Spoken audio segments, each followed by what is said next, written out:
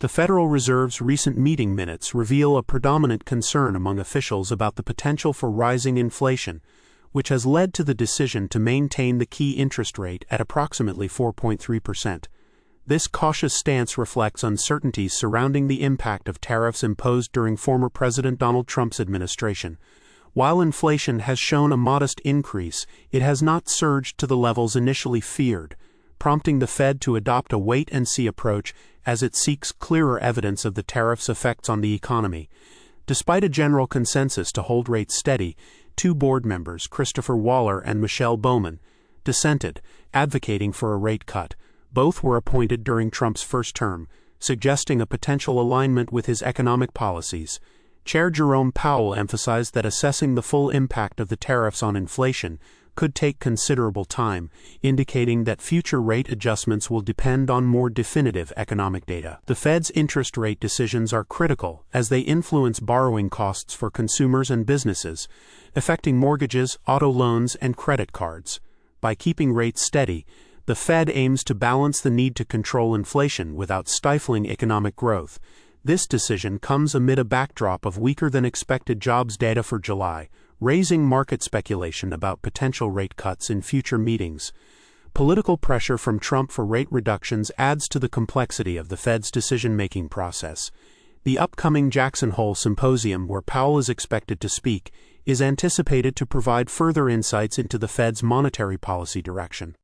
Claire's, the well-known accessories retailer, has announced the sale of a significant portion of its North American operations to Ames Watson, a private equity firm. This move comes shortly after Claire's filed for Chapter 11 bankruptcy, marking its second bankruptcy filing since 2018. The agreement involves the transfer of stores and intellectual property to Ames Watson, allowing Claire's to halt liquidation at numerous locations. Lawrence Berger, co-founder of Ames Watson, emphasized their commitment to maintaining a substantial retail presence across North America and collaborating with Claire's to foster growth, leveraging their expertise with consumer brands. The decision to sell comes amid increased competition, changing consumer spending habits, and a broader shift away from traditional brick-and-mortar retail, compounded by Claire's existing debt obligations and broader macroeconomic challenges. Claire's CEO, Chris Kramer, highlighted the necessity of this strategic move to navigate these challenges. The company is actively exploring strategic alternatives and partnerships to secure its future. With a looming $496 million loan due in 2026 and recent reports of missed rent payments, Claire's faces significant financial hurdles. The sale to Ames Watson is seen as a critical step in restructuring and potentially revitalizing the brand in a rapidly evolving retail landscape. Core financial event. An 18-year-old apprentice butcher, Lachlan James, has successfully purchased his first home in Brisbane, Australia, through strategic savings and financial planning. This highlights a significant personal financial achievement amidst rising property prices. Key entities, the primary entities involved are Lachlan James, Carina North Quality Meats, his family business, Mad Loans broker George Samios, and the Commonwealth Bank, which facilitated the family guaranteed loan. Context and impact. Lachlan James's achievement underscores the potential for young individuals to enter the property market through disciplined savings and innovative financial strategies. Despite the median apartment price in Zillmere rising by 20% over the past year, James leveraged rental income to enhance his borrowing capacity, bypassing traditional first-home buyer grants that require owner occupancy. This approach, facilitated by a family-guaranteed loan, illustrates a pathway for young buyers facing high property prices. The story not only highlights the importance of financial literacy, but also suggests that with proper guidance and planning, homeownership is attainable for younger generations, even in competitive markets. Ethereum's price is predicted to face a short-term dip due to macroeconomic uncertainties and significant outflows from Ethereum exchange-traded funds, ETFs. Despite this potential setback, the long-term outlook remains bullish, with projections aiming for a price above $7,500 in the coming years. Ethereum, the second-largest cryptocurrency after Bitcoin, has recently demonstrated strong momentum, surpassing the $4,000 mark and nearing its all-time high of approximately $4,865. However, analysts suggest that Ethereum might experience a temporary fall before the next significant rally, influenced by technical signals, investor behavior, and broader market conditions.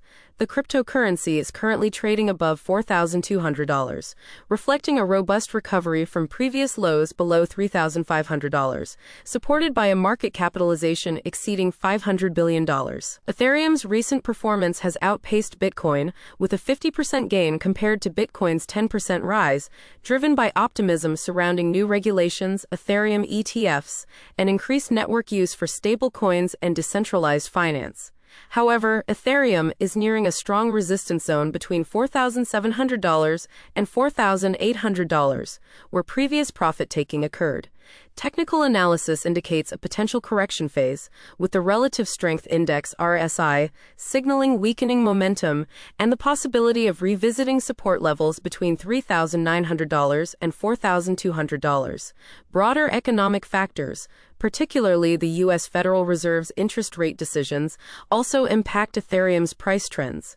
Recent shifts in interest rate expectations and weak inflation data have contributed to a cautious market environment, potentially increasing short-term pressure on Ethereum's price. Despite these challenges, the long-term forecast remains positive, with significant institutional adoption and network upgrades supporting Ethereum's growth prospects.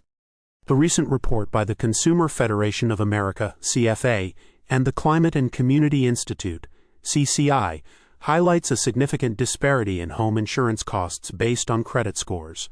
Homeowners with poor credit scores are paying nearly $2,000 more annually compared to those with better credit ratings, even when other risk factors, such as local disaster risks, remain constant.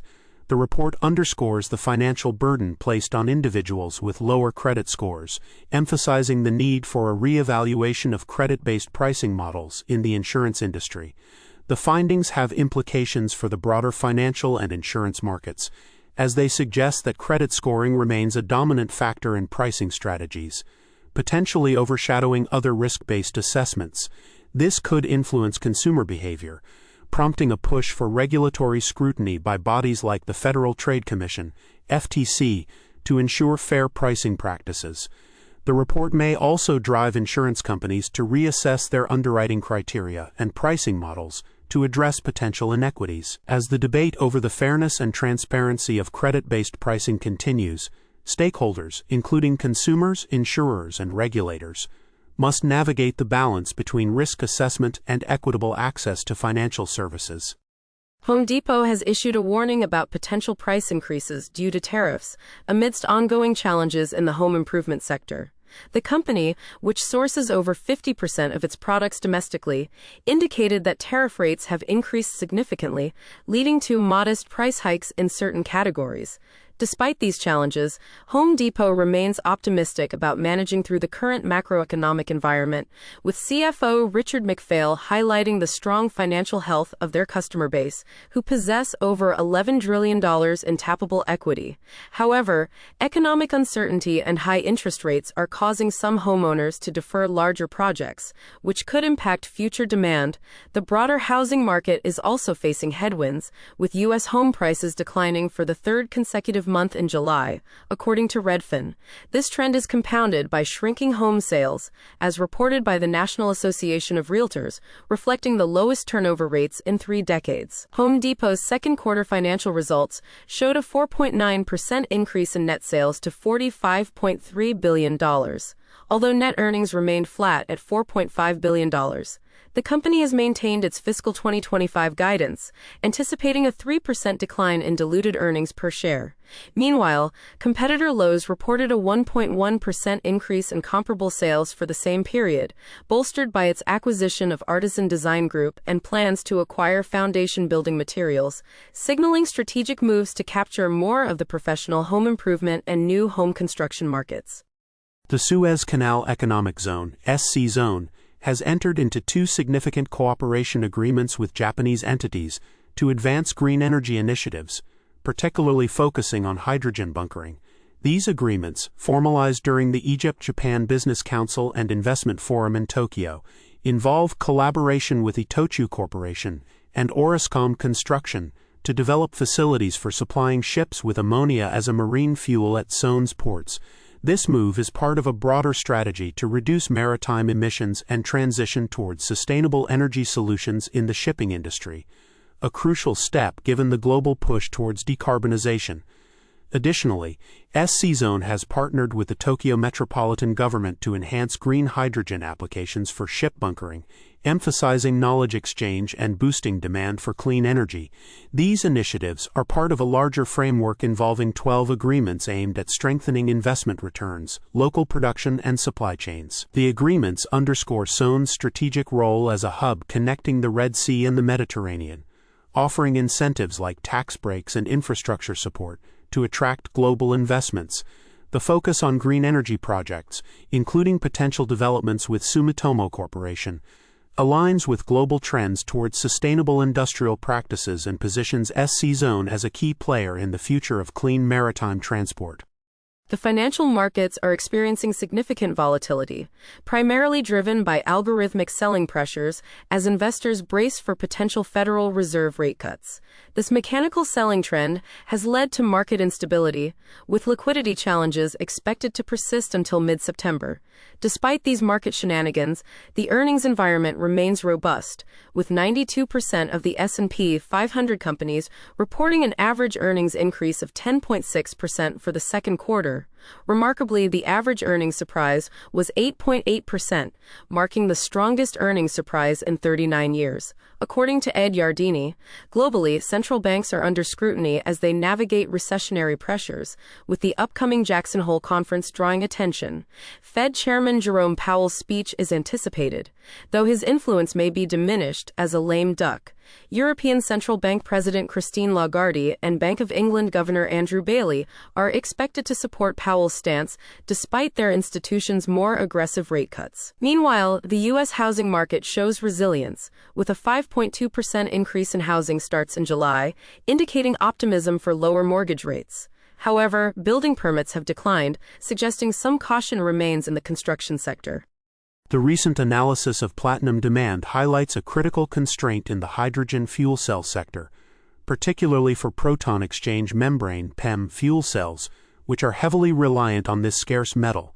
Platinum plays an essential role in PEM fuel cells, facilitating the chemical reactions necessary for hydrogen-powered vehicles. However, global platinum supply is limited, with current production levels of around 250 to 280 tons annually, and a market already experiencing a deficit of approximately 30 tons per year. This scarcity poses a significant challenge to scaling hydrogen mobility solutions, as even a modest uptake in fuel cell vehicles could drastically increase platinum demand, potentially consuming 60 to 90% of the entire global supply. The implications of this constraint are profound. If hydrogen vehicles were to capture just 10% of the global market, platinum demand could increase by 50%, leading to a potential doubling or tripling of prices in an already tight market. This would significantly raise the cost of hydrogen vehicles, adding thousands to the price of passenger cars and tens of thousands to heavy-duty vehicles like trucks and buses. In contrast, battery electric vehicles, BEVs, face fewer material constraints, as they can utilize alternative chemistries to avoid scarce resources like cobalt and nickel. The hydrogen sector's reliance on a single irreplaceable element underscores a critical vulnerability, limiting its scalability compared to battery technologies which have more flexible supply chains and material options.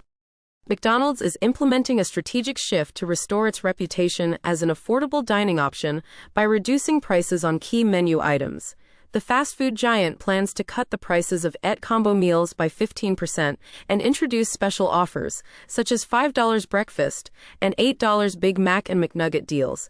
This move comes in response to consumer feedback and a broader trend of declining fast food traffic, with U.S. restaurant visits down 1.7% and fast food visits specifically down 2.7% this year. By focusing on affordability, McDonald's aims to attract cost-conscious consumers amid a challenging economic environment characterized by high inflation rates. This pricing strategy is significant as it reflects McDonald's efforts to counteract the impact of McFlation, a term used to describe the steep price increases during a period of high inflation under the Biden-Harris administration. The company's internal memo reveals a commitment to subsidize franchisees who might incur losses due to the new pricing model, highlighting the importance of this initiative. Analysts like UBS's Dennis Geiger have noted the increasing disparity between the cost of eating out versus dining at home, emphasizing the need for competitive pricing in the quick-service restaurant (QSR) sector. McDonald's renewed focus on value is expected to intensify price competition among QSR rivals, potentially reshaping market dynamics in the fast food industry.